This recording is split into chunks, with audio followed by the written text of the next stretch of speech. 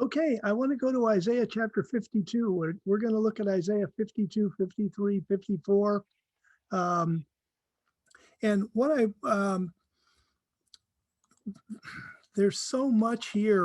One is the connection between the chapters. And sometimes, realistically, in the prophetic books, the subject changes quickly, changes dramatically, changes completely. So sometimes there isn't a bridge from one chapter to another. But sometimes there is, and it's important to catch that. Uh, so that's one thing going on. Now, when you read Isaiah or Jeremiah, Ezekiel, some of the prophetic books, one of the things you'll notice is the translations can differ wildly. And there's a number of reasons for that. One of them is these books are generally written in Hebrew poetry. Large sections of the prophetic books are written in Hebrew poetry. And as with any poetry, even American poetry, English poetry, word usage is stretched, it's bent. You don't, if you had an English teacher, they might even say it's sort of misapplied, but it's done that way for effect. And then when that happens, the scholars argue, well, is this the real meaning of the word, or is there a metaphorical meaning to the word, or is there a rare meaning to the word? So you have that kind of thing. Another thing that you end up with in poetry, because the poetry is choppy in the Hebrew text, then you have a lot of people who make emendations or changes. They say, well, it shouldn't read this way. It should read this way. And sometimes the scribes themselves miscopied. We'll run into a piece of that today, where the original text has been restored from the Qumran discovery. The longest scroll in the Qumran discoveries was the scroll of Isaiah. So that's the most complete scroll in Qumran, and that's helped us a lot in understanding the Masoretic text and reconstructing it perfectly. And also the Septuagint has been a help as well. So I want to start in Isaiah 52 because it bleeds into the servant. If we look at verse 13 of Isaiah 52, it says, "Behold my servant." And Isaiah 52:13 to Isaiah 53, I think it ends in 13. For those verses, this is the fourth and last of what are known as the servant songs. Again, called songs because of the poetic way that they're written. The first one starts in Isaiah chapter 42. You can go into my commentary and you can see the four various servant songs. I did an extensive teaching, which is in the archive podcasts on our website, on the four servant songs. But it's important that we understand that verse 13 then begins to make a break, a wonderful break into describing Jesus Christ, who's called the servant of the Lord. By the way, verses like this should have alerted people long ago that Jesus Christ is not God in the flesh. He is God's servant, the created Son of God. We have him called the servant in the Old Testament. We have him called the servant in the New Testament. And so that's what we're going to take a look at. We're eventually going to get to take a look at the servant. The context of Isaiah is a perfect place to have teachings about the servant of the Lord, have teachings about the work of the Messiah, because things were tough in Isaiah's days.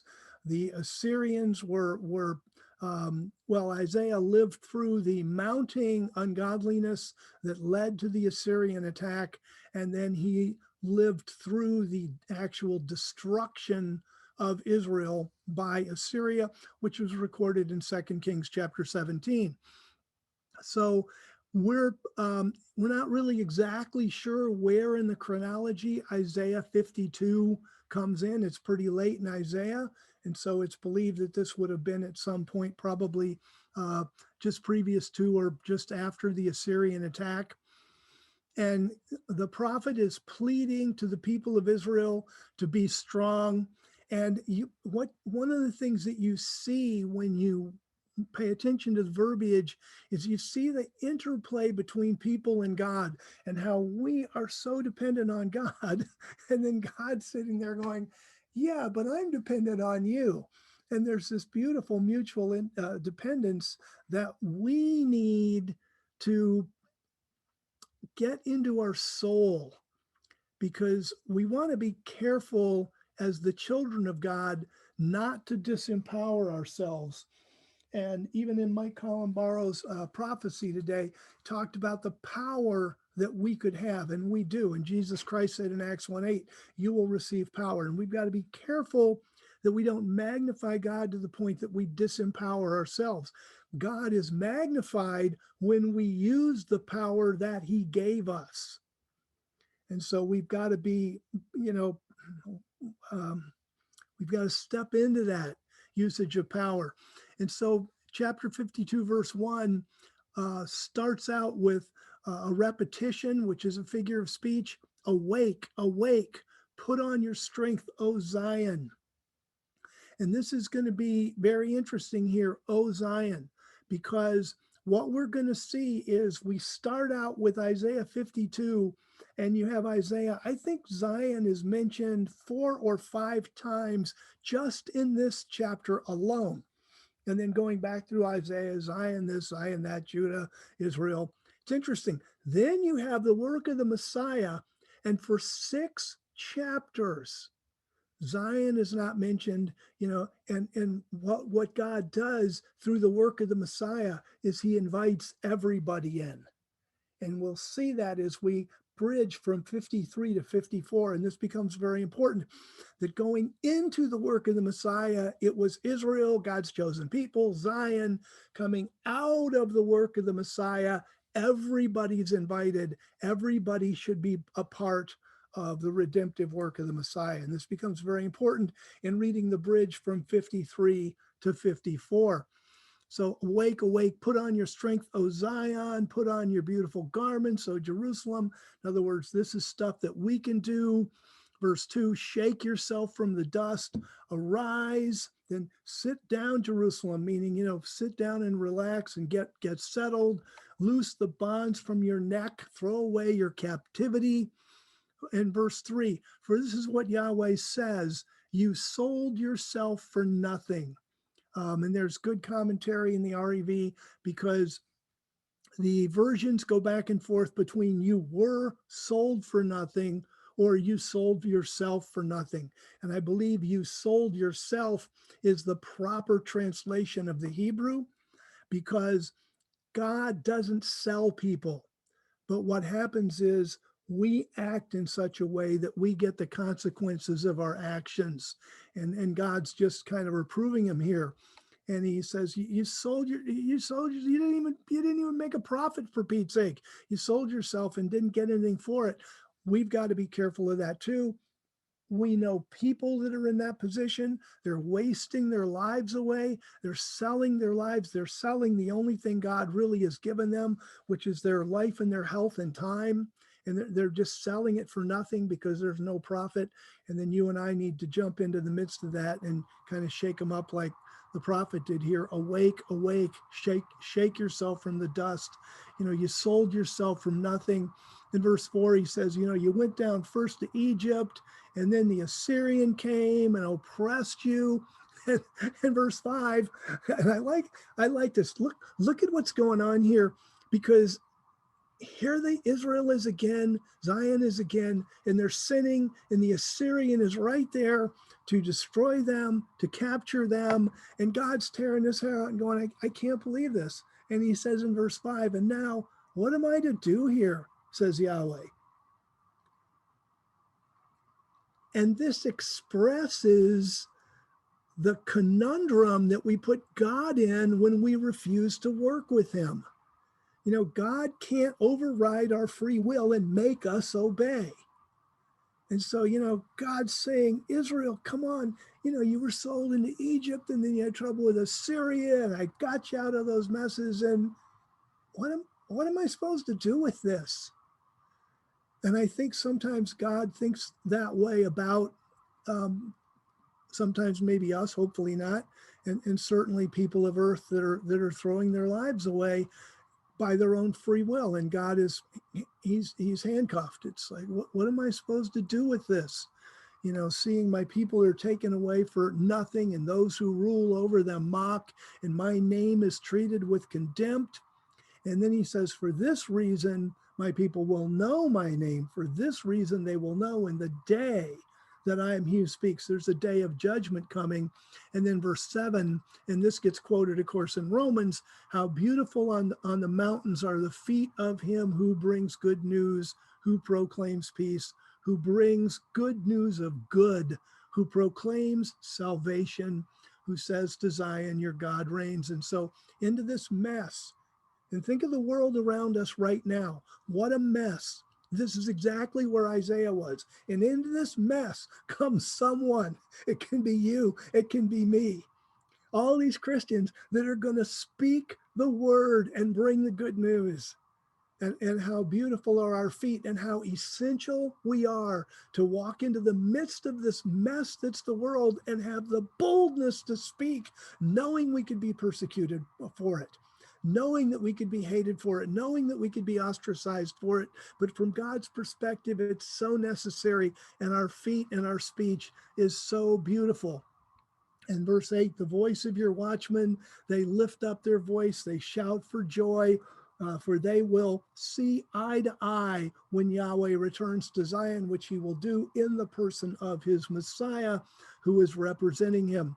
Verse 9, break forth into joy, sing together, you waste places of Jerusalem, because there is going to be a day of redemption. But in the meantime, look at verse 11. Depart, depart, go out from there. Now that's confused the scholars, because they're like, go out from there. Well, they're not going out of Assyria. They never came back from Assyria. Well, they aren't going out of Syria. They aren't going out of Egypt. They aren't going out of Babylon, because that's still in the future. And they're sitting there going, I don't know where they're going out of. And it was Edward Young, the scholar, conservative scholar Edward Young, who really in his commentary to me just explained this beautifully and said, the place we're supposed to leave in this case is Zion, which is full of sin. In other words, look around you at all the sin, wherever it is you are, and get out of there. Because it goes on. Take a look at what it says here, verse 11. Touch no unclean thing. Go out of the middle of her. Cleanse yourself, you who carry the vessels of Yahweh. So what this is saying, and if you remember, this is kind of a referenced in the New Testament too, about don't touch any unclean thing.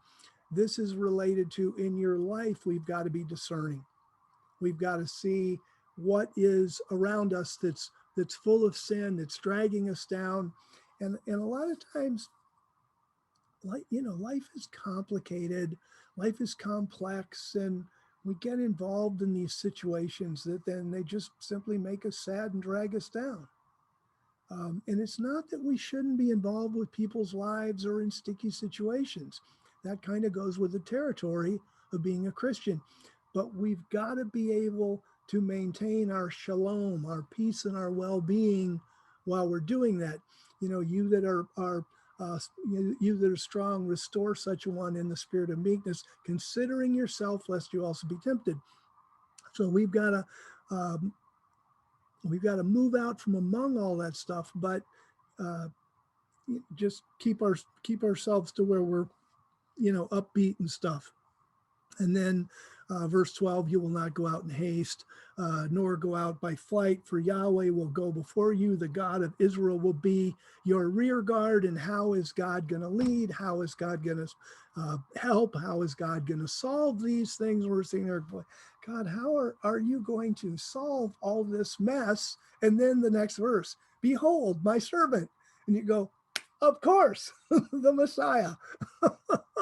And so he's going to come in and he's going to get us out of this mess. By the way, I still think the same thing today. I look around the world around me and I go, gosh, how are we going to get out of this mess?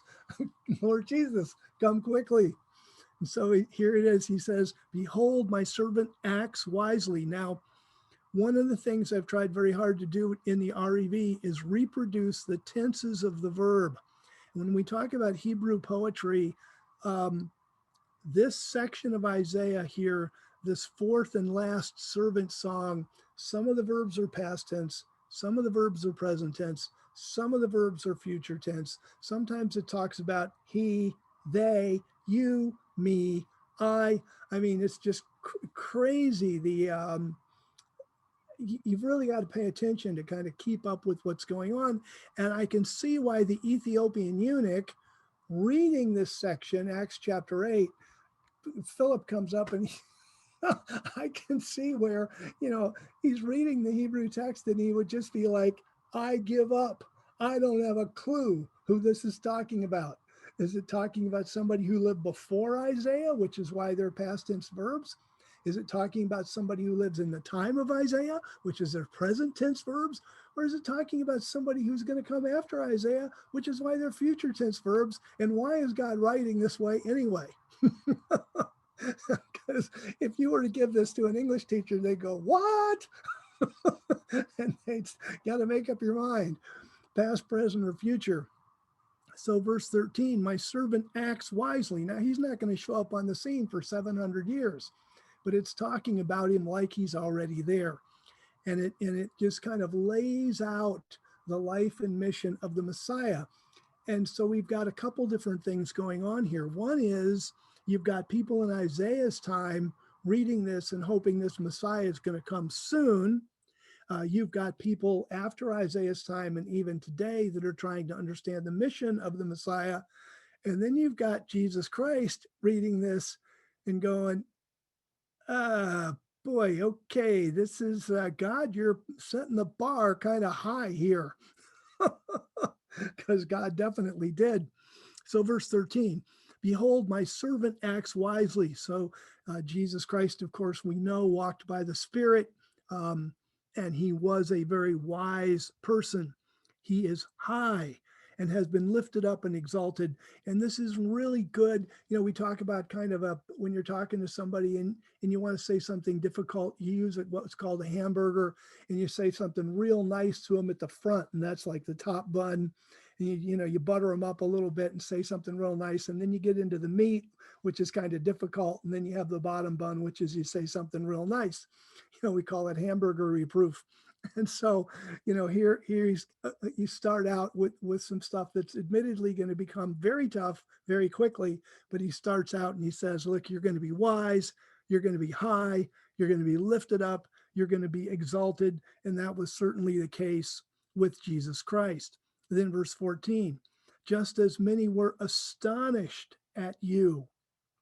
And part of the reason why his appearance was marred more than any man. And Christ would be reading this and taking it in and considering it and meditating on it and making his mental decisions on how he's going to deal with this, how he's going to have to deal with this. His appearance was marred more than any man, in his form more than the sons of men. So he knows he's going to go through some real tough times. But then once again, you see the exaltation, verse 15.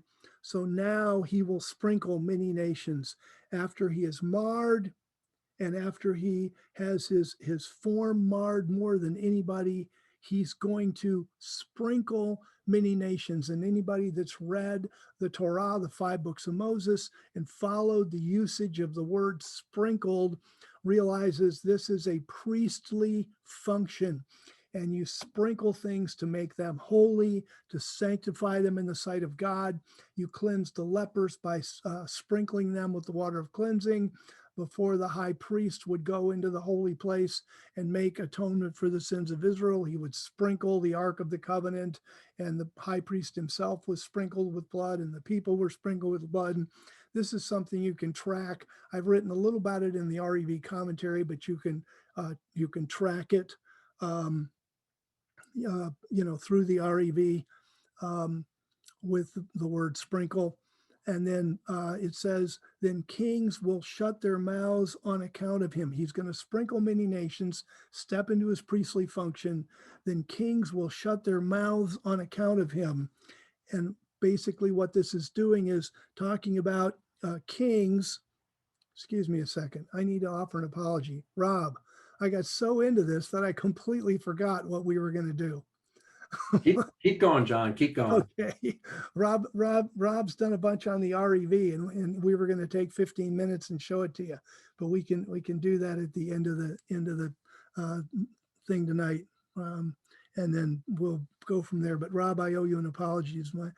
I'm sorry. I just kind of got into this and forgot.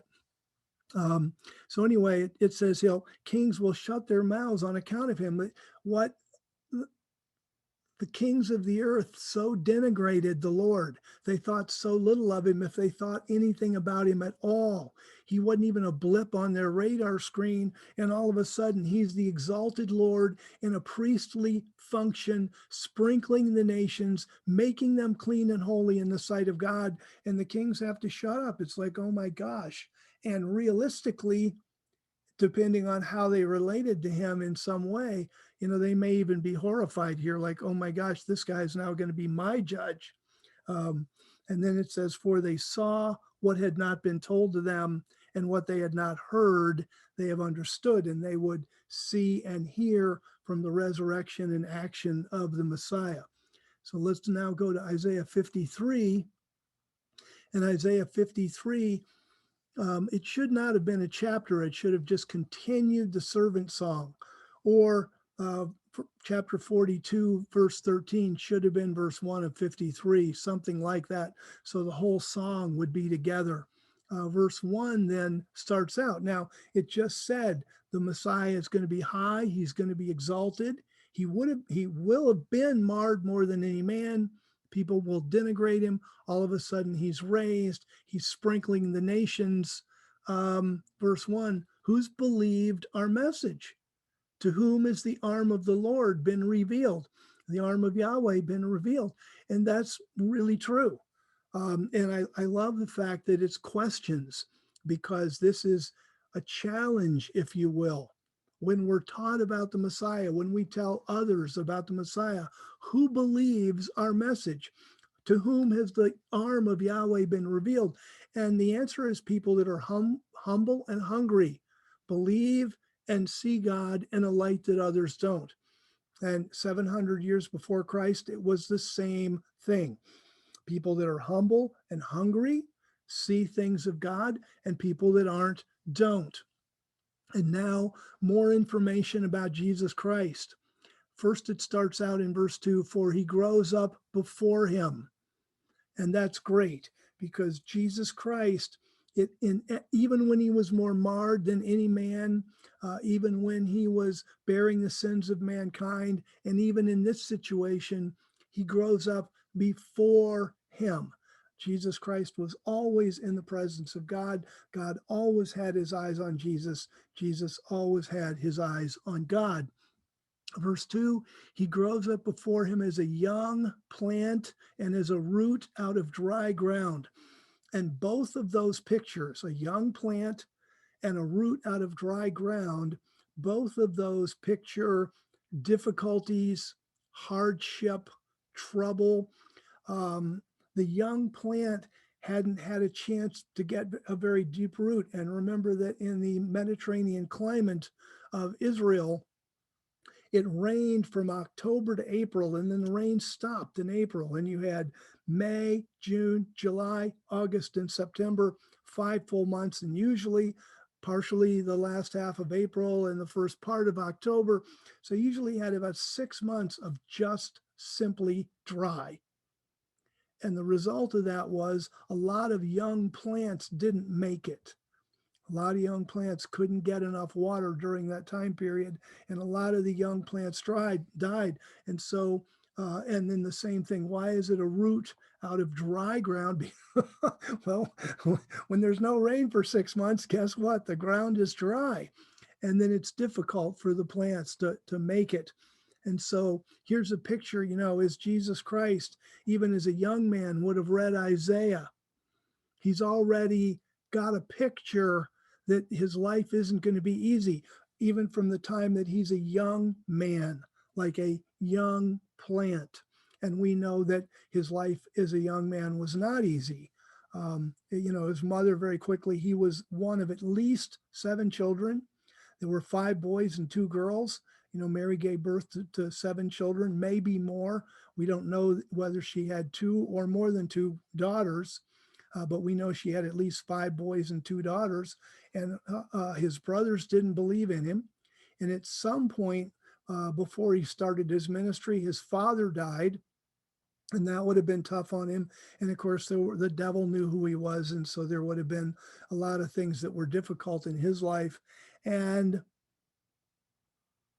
as I meditated on this today, it really touched me and humbled me, because sometimes, when life gets difficult, you kind of start thinking, oh gosh, well, my life is tough, but I mean, Jesus was the Messiah and God loved him and God blessed him. And I just know Jesus's early life must have been really full of blessings and fun and excitement, and God would have helped him all along the way. And it's like, well, not if this verse is right. He didn't. you know, Jesus Christ had a tough time. And if you remember the verse in Hebrews that says that he learned obedience from the things that he suffered. So as Jesus Christ was growing up, he learned the value of obedience from suffering. Now, some of that's, we don't know, it never describes in the Bible what some of that suffering is, but I can imagine him as a young builder. Remember that the Greek word teknon, which normally gets translated carpenter, is actually builder. And you can see Jesus Christ as a young builder, and his father says, now, measure it this way. And he does something else. Teenagers are pretty absent-minded sometime. Not that Jesus wouldn't have been more focused than your average teenager, but he did learn from the things that he suffered. And this elucidates that. He was like a young plant, as a root out of dry ground. And besides that, he had no good looks or majesty. It's nothing really set him apart. When we see him, there's no beauty that we should be attracted to him, which is really cool, because it wasn't about his physicalness, his physicality. He wasn't like King Saul that was head and shoulders above all the rest of the people, so he got to be king. It was his internal character, his sterling internal character, that was so attractive to God, and really was what we desire in him. And that's a reflection on us. That's the type of thing that God's looking for in us, this internal character. And then, of course, verse 3, more about the troubles he had. Notice the present tense. He is despised and rejected by people, a man of suffering and one who knew sickness. It was interesting to read the scholars debate over this, because the Hebrew word, the primary meaning, is sickness. And when you know about Israel in the first century, and the average lifespan of a woman was in her early 30s, the average lifespan of a man was in his late 30s. And a lot of that was because they had no way to fight sickness and disease. They had no way to stop infection. The reason for women having a shorter lifespan was because of childbirth and all the dangers of childbirth. And it would be, frankly, remember Timothy, he would get sick all the time. And Paul says, don't drink water anymore. Gosh, you got a weak constitution, brother. Just drink wine. Let that alcohol kill the bacteria. It would be really unusual for a flesh and blood human being to grow up to be 30 years old in that culture and never have a bad piece of meat, never drink water with a bacteria in it, it never gets sick. And so the Bible says, he was despised and rejected by people. He was a man who had suffered and was suffering in many ways, and one who knew sickness like everybody else. He got sick. And again, like I say, it's interesting that this is one area where the liberal scholars are more right than the conservative scholars, because the liberal scholars look at the word and say, look, that says he got sick. And the conservative scholars, oh, no, he's a Messiah. He was God in the flesh and he can't get sick. And it's like, no, he was flesh and blood and he got sick. And that's one of the areas where we identify with Christ. And then, like one from whom men hide their faces, he is despised and we did not respect him. Why? Well, people didn't know who he was, and he didn't come fulfilling things that looked messianic. That's why as he got into his ministry, his mother and his brothers show up and say, they were going to take charge of him because they said he's out of his mind. Mary knew he was the Messiah, but it's like, he's not really acting like the Messiah. When's he begin to act like the Messiah? Of course, they didn't have the right program in their mind. So he was, we did not respect him. Then verse 4, surely he has borne our sicknesses and carried our suffering, yet we considered him plagued, struck by God and afflicted. And this is it's true, but it's a really amazing irony. I think if you did this in a different translation, you could put the hour, like he has borne our sicknesses and carried our suffering. You could put the hour in all capital letters, because why is he sick? Why is he suffering? Because he's carrying our sickness and our suffering. But you don't see that unless you understand the mission of the Messiah. The people looking from the outside in, they were just like, look at that guy. He's sick all the time. He's suffering all the time. He's plagued all the time. What a mess. That guy's life, he must be cursed of God. That guy's life is a mess. And it's like, wait a minute. Let's put this in perspective. He's a mess, so we don't have to be. And that's the proper way to perceive this. It's funny how our perception, what we saw was correct, that he had problems, but the way we interpreted them was wrong, because we considered him the one that was plagued and stricken by God and afflicted. And then verse 5, it's going to double up and kind of repeat so we understand. But he was pierced for our transgressions, crushed for our iniquities. The punishment that brought us shalom, peace, well-being, wholeness, was on him, and by his wounds we are healed. And so much in this verse. First of all, I want to put pressure on the word pierced, that he was pierced for our transgressions. I think it's the NIV that actually translates this pierced through.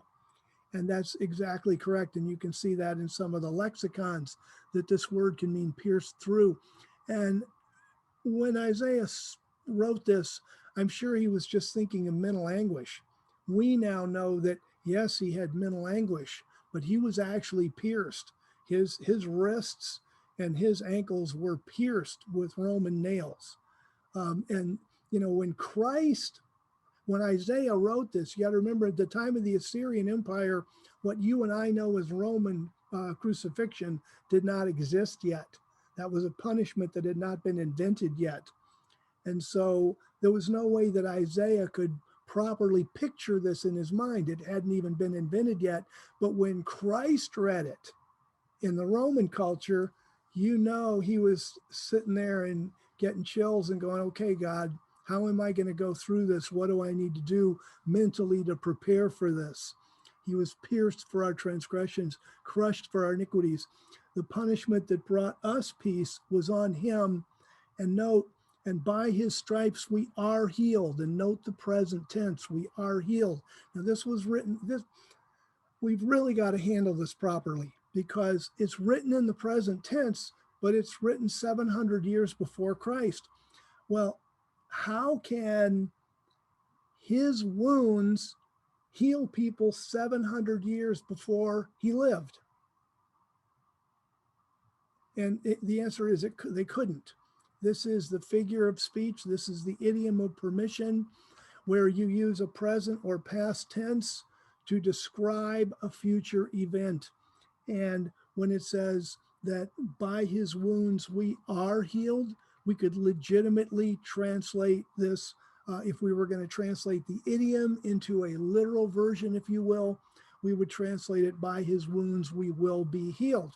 The answer is, when by his wounds will we be healed?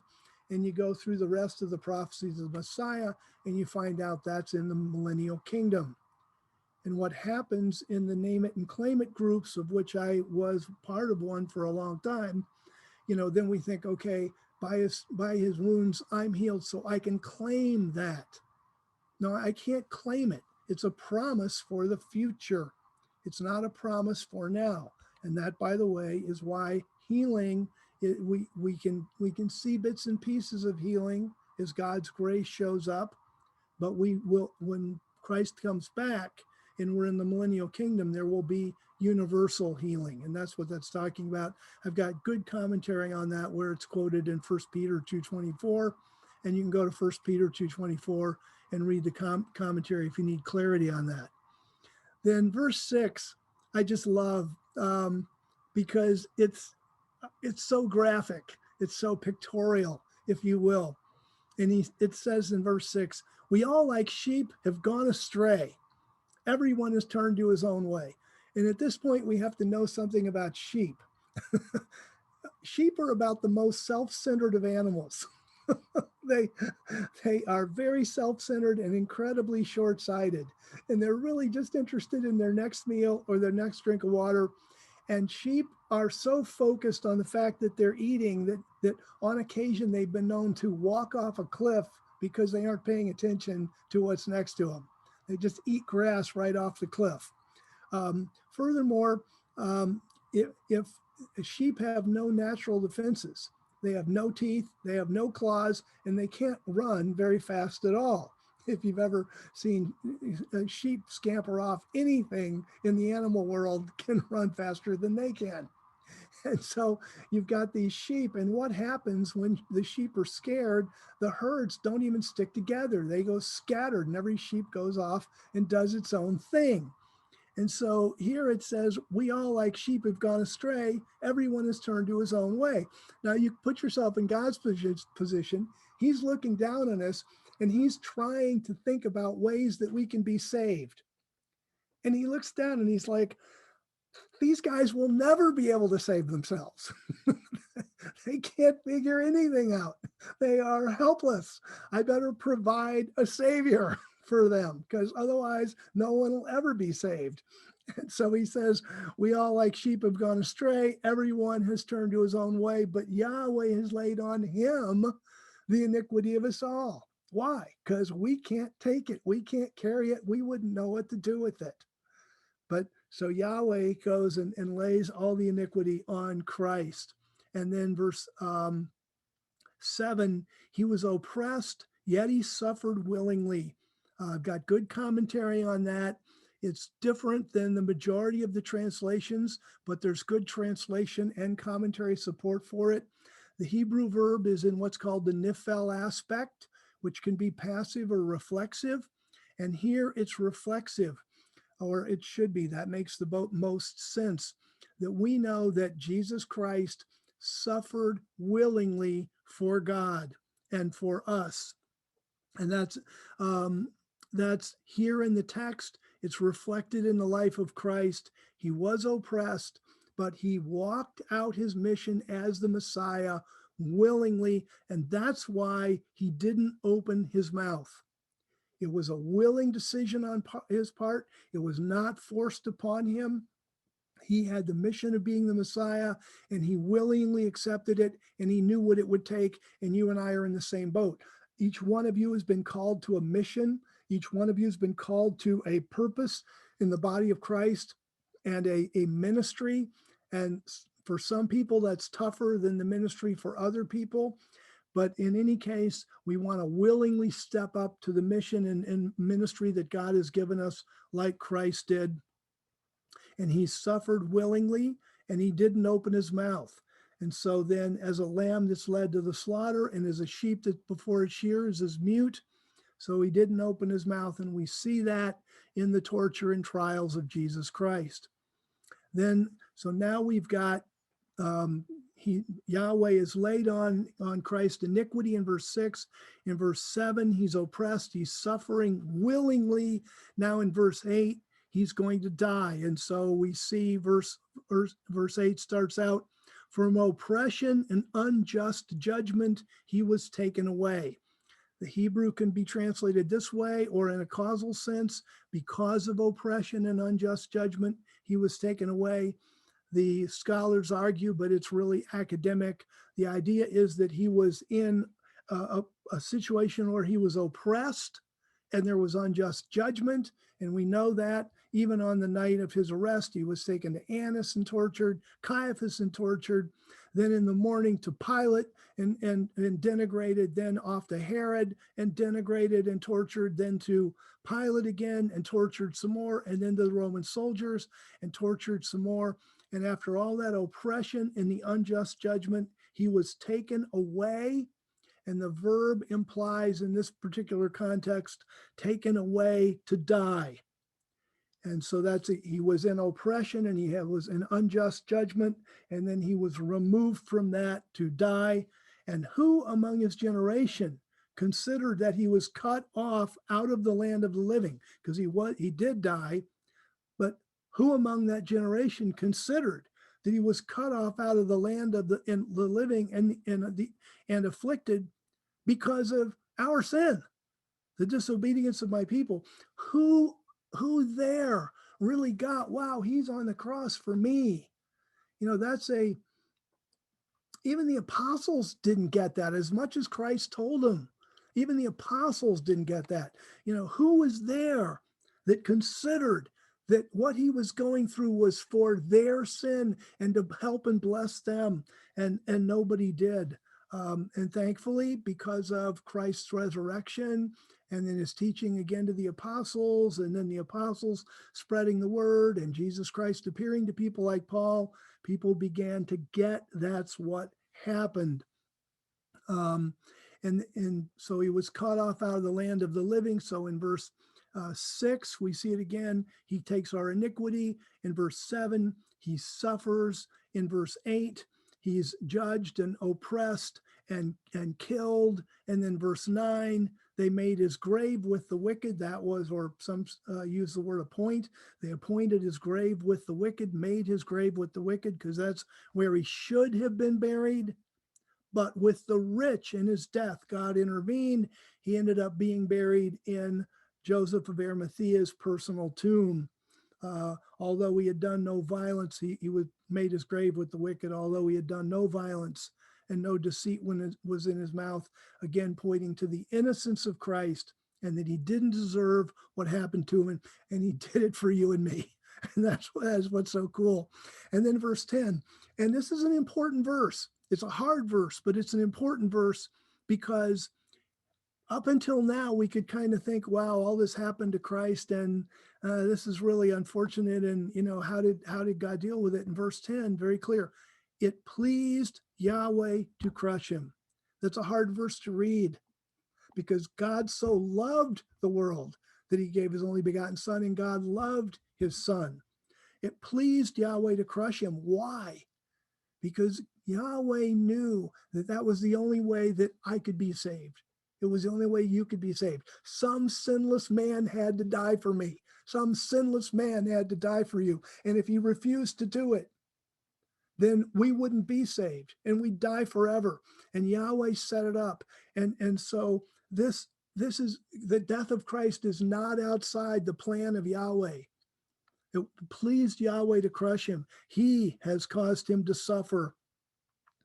And we've got to thank God that he was willing to put that plan in place, and thank Jesus that he was willing to walk it out. When you make his soul a guilt offering, because that's what he did, Jesus died on the cross as an offering. He will see his seed. Oh, now we start breaking into the light.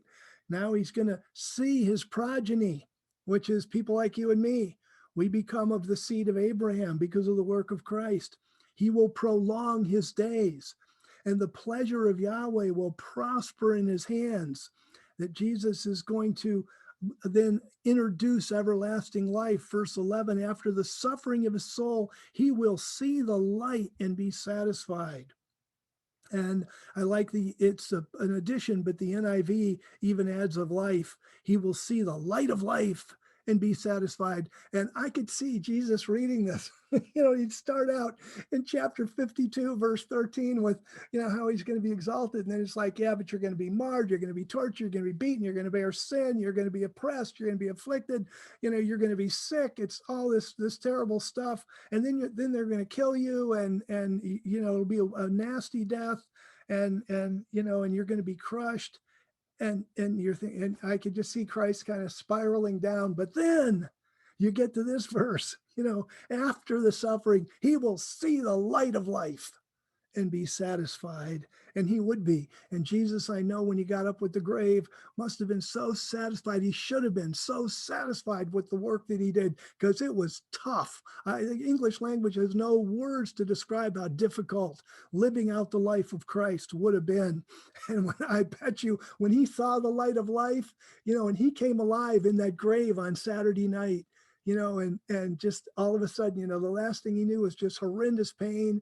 And all of a sudden he wakes up, he's in this brand new body. It's full of life, full of power, spiritually empowered body. And just, wow, what a rush. He would be satisfied.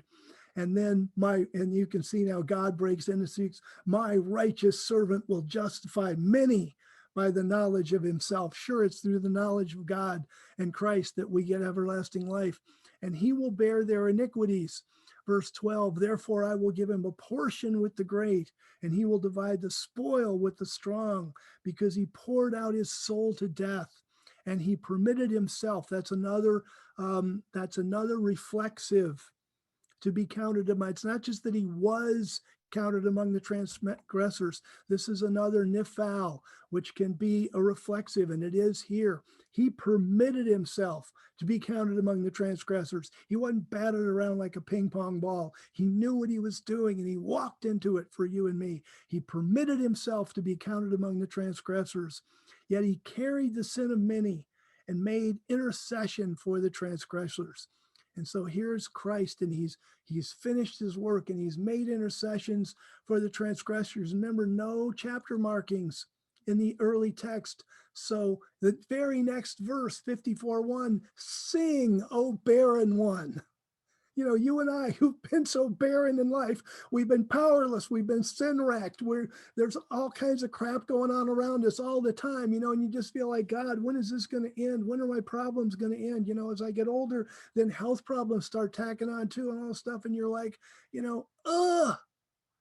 And because of Jesus Christ's redemption in Isaiah 53, sing, O barren one who did not bear, break forth into singing and cry out loud. You have not been in labor with child, for more are the children of the desolate than the children of the married wife, says Yahweh. And then it goes on, and it won't mention Zion again. This is all now God's including us. It was all Zion in 52, remember? The Jews, and all of a sudden the Jews in Zion and Jerusalem and Israel aren't mentioned again until 59, and you and I are pulled into the picture. This is just so totally cool that this is what's gone on, and it's due to the work of Christ that we see as the work of the suffering servant, or the work of the servant of the Lord in Isaiah 53. So that's what I wanted to share tonight, and I appreciate your attention.